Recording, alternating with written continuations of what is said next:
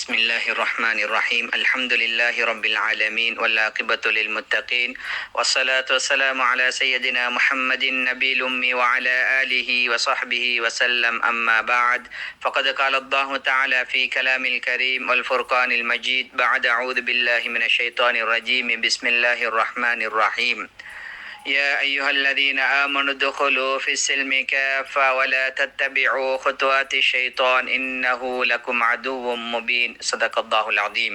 கண்ணியத்துக்குரிய அல்லாஹ்வின் நல்லடியார்களே, அன்பு நேயர்களே, இந்த ரமதானுடைய கடைசி சந்தர்ப்பத்திலே இன்னும் ஓரிரு தினங்கள் எஞ்சிருக்கக்கூடிய சந்தர்ப்பத்திலே இருந்து கொண்டிருக்கின்றோம்.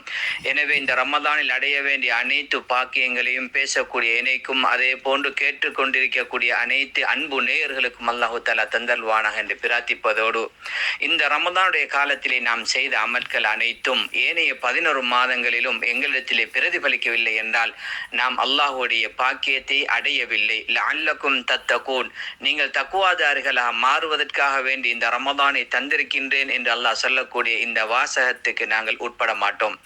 எனவே இந்த கடைசி காலகட்டம், இந்த ரமதானுடைய கடைசி காலகட்டத்திலே எங்களுடைய நோக்கமே நரகத்திலிருந்து பாதுகாப்பு கிடைக்க வேண்டும். எனவே அதிகம் அல்லாஹும்ம இன்னக அஃபுவுன் துஹிப்புல் அஃவ ஃபஅஃபு அன்னா என்று வரக்கூடிய அந்த துஆக்கள், அல்லாஹ்விடத்திலே மன்னிப்பு கேட்கக்கூடிய துஆக்கள், அதே போன்ற சுபஹுக்கு பின்னால் மகரிபுக்கு பின்னால் ஓதக்கூடிய அல்லாஹும்ம அஜிர்னா மினன்னார் என்ற துஆக்கள் எல்லாம் அதிகம் ஓதிக்கொள்ள வேண்டும்.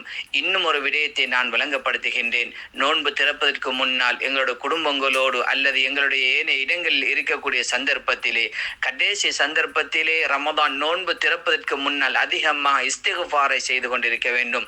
எம்மிலே இருக்கக்கூடிய அநேகமான பேர் நினைக்கக்கூடிய விடயம் என்ன தெரியுமா?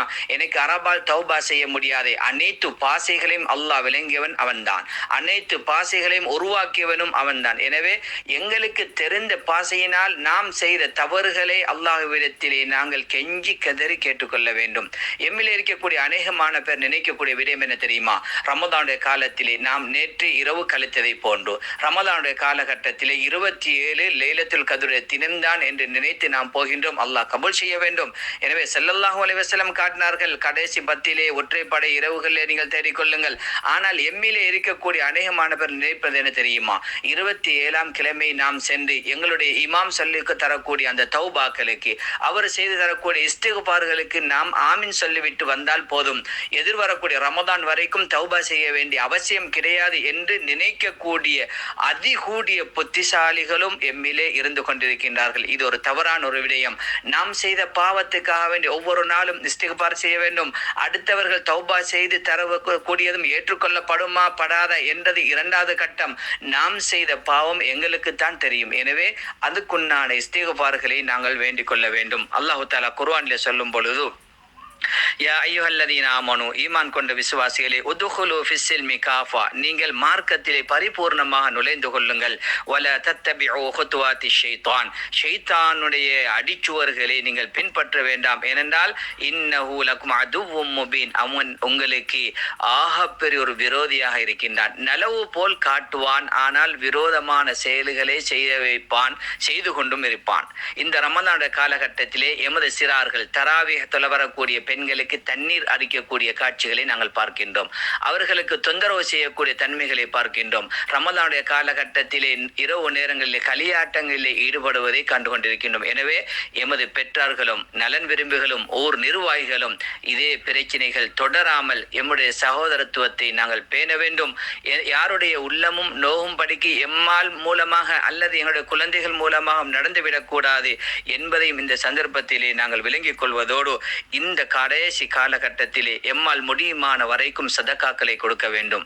ஸல்லல்லாஹு அலைஹி வஸல்லம் அவங்க சொன்னாங்க, உங்களுடைய ரமதானில் ஏற்பட்ட பிரச்சனை இருக்கிறே, வாயினால் ஏதாவது தவறு செஞ்சிருப்பீங்க, காதால ஏதாவது தவறுதான வார்த்தைகளை கேட்டிருப்பீங்க, அல்லது ஏதாவது ஒரு சில தவறுகளை செஞ்சிருப்பீங்க. இதற்குண்டான பரிகாரம் என்ன தெரியுமா? பெருநாளுடைய தினத்துக்கு முன்னால ஏழைகளுக்கு ஜகாத்துல் ஃபித்ர் அந்த ஜகாத்துல் ஃபித்ரை கொடுக்க வேண்டும். அதனுடைய அளவையும் சொல்லி காட்டினார். கிட்டத்தட்ட 2.5 கிலோ வீதம் ஒரு ஆளுக்கு, ஒரு தலைக்கு, ஒரு நோன்புக்கு ஜகாத்தாக ஒவ்வொருத்தரும் கொடுக்க வேண்டிய ஒரு நிலப்பாட்டிலே தான் ஸல்லல்லாஹு அலைஹி வஸல்லம் அவர்கள் விளங்கப்படுத்தி காட்டினார்கள். ஏனென்றால் இந்த கடைசி சந்தர்ப்பம் பெருநாளுடைய தினத்திலே ஏழைகள் பசியோடு இருந்துவிடக் கூடாது என்பதற்காக வேண்டி ஸல்லல்லாஹு அலைஹி வஸல்லம் அவங்களும் சொன்னாங்க தெரியுமா, இத்தகுல்லா வலௌ பிஷிக்கி தம்ரா, நீங்கள் அல்லாஹ்வை பயந்து கொள்ளுங்கள், ஒரு ஈச்சம்பழ கீற்று, ஒரு ஈச்சம்பழம் தான் கொடுக்க இயலுமா, அதையாவது கொடுத்து அல்லாஹ்விடத்திலிருந்து நரகத்திலிருந்து பாதுகாப்பு பெற்றுக் கொள்வோம். ஏன்னா நரக வேதனையை பத்தி பேசுறேன்டா எவ்வளோ பேசி கொண்டு போகலும் இந்த கடைசி சந்தர்ப்பத்தில் நான் வழங்கப்படுத்துகிறேன். எங்களால் முடியுமான வரைக்கும் சதகாக்களை, ஜகாத்துல் ஃபித்ராக்களை நாங்கள் கொடுக்க வேண்டும். ஸல்லல்லாஹு அலைஹி வஸல்லம் அவங்க இன்னும் சொன்னாங்க, உங்களால் கொடுக்கறதுக்கு இயலாதா, ஃபஇல்லம் தஜிது, எதையும் நீங்க பெற்றுக்கொள்ளலையா, கொடுக்கறதுக்கு வழிமுறை உங்களுக்கு ஒன்றுமே இல்லாம இருக்குதா, ஃபபி கலிமத்தின் தய்யிபா, நல்ல வாசகங்களை, நல்ல வார்த்தைகளை பேசியாவது அனுப்புங்க.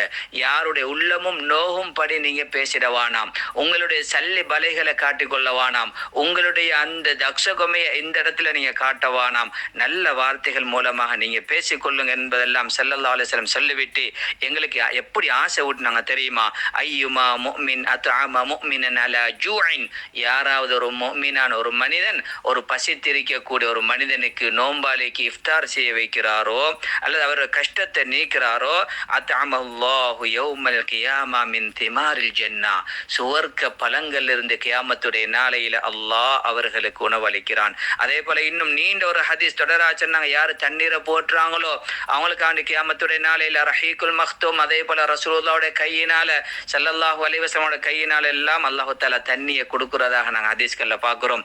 அதற்கு பின்னால் பெருநாளுடைய தினத்தை நாங்கள் நெருங்கி கொண்டிருக்கின்றோம். அதற்காக வேண்டி இதையும் ஞாபகப்படுத்துகிறேன். ஸல்லல்லாஹு அலைஹி வஸல்லம் சொன்னாங்க என்ன தெரியுமா, யாரா ஒரு மனிதனுக்கு ஒரு ஆடையுடைய தேவை நிறைவேற்றி கொடுக்கிறாரோ அவருக்கு கியாமத்துடைய நாளையில அல்லாஹ் சுவர்க்க ஆபரணங்கள்ல இருந்து அல்லாஹ் ஆடையை அணிவித்து விடுகிறான் என்பதெல்லாம் ஹதீஸிலே சொல்லி காட்டினார்கள். எனவே அன்பு நேயர்களே, கண்ணியமானவர்களே, கனவான்களே, நான் தாழ்மையாக வேண்டிக் கொள்ளக்கூடிய விஷயம் என்ன தெரியுமா, கடைசி காலகட்டம், நரகத்திலிருந்து பாதுகாப்பு தரக்கூடிய நாம் எம்மிலே இருக்கக்கூடிய எமது ஊரிலே கிராமங்களில் இருக்கக்கூடிய ஏழைகளையும் அனுசரிப்போம். எமது குடும்பத்தில் 5 உடுப்பு 6 உடுப்புகள் வாங்குகின்றோமா, காசா பலஸ்தீன் மக்களையும் கொஞ்சம் கருத்தில் கொள்வோம். அவர்களுக்கும் துவா செய்வதோடு கஷ்டங்களையும் எமது குழந்தைகளுக்கு நாங்கள் விளங்கப்படுத்துவதோடு எம்மிலே இருக்கக்கூடிய ஏழைகளை கவனிப்போம். அவர்களுக்கு முடியுமான வரைக்கும் நாங்கள் உதவி செய்து இந்த ரமதானுடைய பாக்கியத்தை நாம் அடைந்து கொள்ள வேண்டும். ஏனென்றால் இந்த காலகட்டத்திலே தான், இந்த சந்தர்ப்பத்திலே தான் இந்த அமல்களை செய்வோம் என்றால் அல்லாஹ்வுடைய பொருத்தம் கிடைக்கும். ஏனென்றால் ஸல்லல்லாஹு அலைஹி வஸல்லம் சொன்னார்கள், நான் சொர்க்கம் போவதாக இருந்தாலும் அல்லாஹ்வுடைய ரஹ்மத் வேண்டும். எனவே இது ரஹ்மத் நிறைந்த ஒரு பகுதியாக இருக்கின்றது. அல்லாஹ் அதிகம் மன்னிக்கக்கூடியவனாக இருக்கிறான். அல்லாஹ் மிகவும் தயால தன்மையோடு மன்னிப்பதற்கு தயாராக இருந்து கொண்டிருக்கிறான். எப்படிப்பட்ட அந்த ரஹ்மான், அந்த அல்லாஹ் என்றால் ஒரு பெண்மணி விபச்சாரி, அதே போன்று பாவம் செய்யக்கூடியவள், ஒரு நாய்க்கு தண்ணீர் கொடுத்ததற்கு அல்லாஹ் சொர்க்கம் கொடுத்தான் என்றால் அல்லாஹ் எவ்வளவு அன்பாளன், எவ்வளவு கண்ணியமானவன். எனவே இந்த சந்தர்ப்பத்தை பயன்படுத்தி அல்லாஹ்வுடைய எல்லா பாக்கியங்களை அடையக்கூடிய சந்தர்ப்பத்தை அல்லாஹ் தந்தல்வானாக. யா அல்லாஹ், கடைசி சந்தர்ப்பத்தில் இருந்து கொண்டிருக்கின்றோம். யா அல்லாஹ், எங்களுடைய பாவத்தை மன்னித்தல்வாயாக. எந்த முறையில் வாழ்ந்தால் நீ பொருந்திக் கொள்வாய் அந்த முறையில் வாழக்கூடிய சந்தர்ப்பத்தையும் தந்திரியா அல்லாஹ். காசா பலஸ்தீன் மக்களுக்கு நிம்மதி சந்தோஷமான வாழ்க்கையை கொடுத்துறியா அல்லாஹ். நீ சக்தி வாய்ந்தவனியா அல்லாஹ். உன்னுடைய கண்ணியமான சக்தி அந்த முஸ்லிம் மக்களுக்காக நீ காட்டியருள்வாயாக. யா அல்லாஹ், யாரெல்லாம் கபராளிகள் இருந்து கொண்டிருக்கின்றார்களோ, தாய் தந்தர்கள், உற்றார் உறவினர்கள், எமது கிராமவாசிகள், முழு முஸ்லிம்கள் யாரெல்லாம் கபராளிகளாக இருக்கின்றார்களோ அனைவருடைய பாவங்களை மன்னித்தருள்வாயாக. இதே சந்தர்ப்பத்திலே அல்லாஹ், யாரெல்லாம் நோயாளிகள் இருக்கின்றார்களோ அல்லாஹ், அனைவருடைய நோயும் குணப்படுத்துவாயாக. நிம்மதி சந்தோஷமான வாழ்க்கையை கொடுப்பாயாக. அதே போன்று துனியாவிலே யாரெல்லாம் கஷ்டப்பட்டு சஞ்சலத்தோடு இருக்கின்றார்களே அல்லாஹ், அவருடைய கஷ்ட துன்பங்களையும் நீக்கல்வாயாக. நிம்மதி சந்தோஷமான வாழ்க்கையை தந்தல்வாயாக. இந்த நாட்டிலே சுமூகமான ஒரு வாழ்க்கையை தந்தல்வாயாக. எல்லா நிலைமைகளும் எங்கள் அனைவரையும் பொருந்திக் கொள்வாயாக. வ ஆகிரு தஅவானா அனில் ஹம்துலில்லாஹி ரப்பில் ஆலமீன். அஸ்ஸலாமு அலைக்கும் வரஹ்மத்துல்லாஹி வபரகாத்துஹு.